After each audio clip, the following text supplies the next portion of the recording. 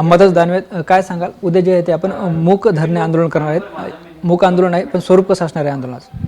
नाही, उद्या आम्ही संभाजीनगरात मूक धरणे आंदोलन केलेलं आहे. कारण जो वाराणसीचा जो मनकर्णिका घाट आहे तो पुण्यश्लोक अहिल्यादेवी होळकरांनी स्थापन केलेला आहे. अहिल्यादेवी होळकरांनी अनेक वास्तू अशा स्थापन केल्या या हिंदुस्थानामध्ये. अहिल्यादेवींची प्रतिमा पुतळासुद्धा तिथं होता. वाटतं सगळ्या समस्त हिंदूंना मनकर्णिका घाट काही सांगण्याची गरज नाही या हिंदुस्थानातल्या.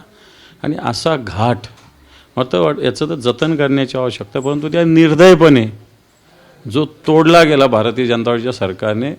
मला असं वाटतं अहिल्यादेवी होळकरांची पुतळ्याची घाटाची ही विटंबना निषेधार्ह आहे.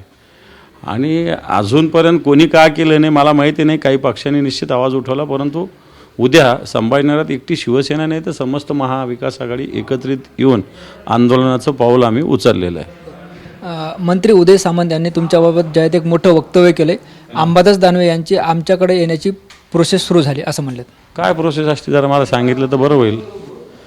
उगाच कोणाची बदनामी करायची, तर प्रोसेस काय असते जरा मला सांगितलं तर बरं होईल. उदय सामंतांनी नेमकी काय प्रोसेस असते तुमच्याकडं आणि काय मी सुरू केली हे जरा सांगितलं विस्तृतरित्या तर बरं होईल असं मला वाटतं. पण असं काय झालं का, तुम्ही कोणासोबत संपर्क केला की त्यांनी तुमच्यासोबत संपर्क केला? अरे इथं जेवायला वेळ नाही. महानगरपालिकेच्या निवडणुका, जिल्हा परिषदेच्या निवडणुका, आणि त्याला कोणाशी संपर्क करायचा काय संबंध आहे?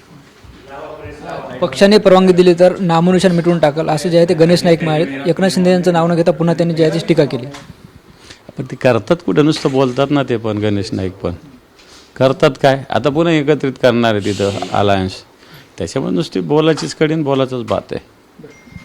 महाराष्ट्राचे माजी राज्यपाल भगतसिंह कोश्यारी यांना जे आहे ते पद्मभूषण पुरस्कार जाहीर करण्यात आला आहे.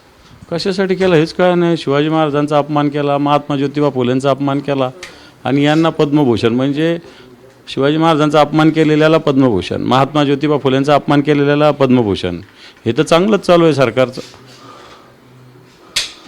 शरद पवार म्हणजे राष्ट्रद्रोह, पवार म्हणजे देशाला आणि महाराष्ट्राला कीड असं जे आहे ते संभाजी भिडे म्हणले. शरद पवार साहेब एक देशाचे नेते आहे. एक देशाला, राज्याला एक जे सुजाण नेतृत्व मिळाले त्यात शरद पवार साहेबांचं नाव घेतलं जातं. एवढंच मला याच्याविषयी बोलता येईल. बाकी त्यांच्याविषयी प्रतिक्रिया देणं मला योग्य नाही वाटत.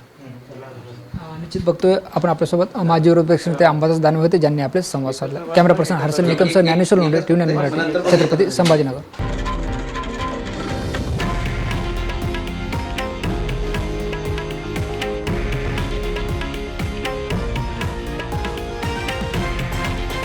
हे आहे देशातील नंबर 1 न्यूज नेटवर्क आणि आपण पाहत आहात TV9 मराठी, एकमेव.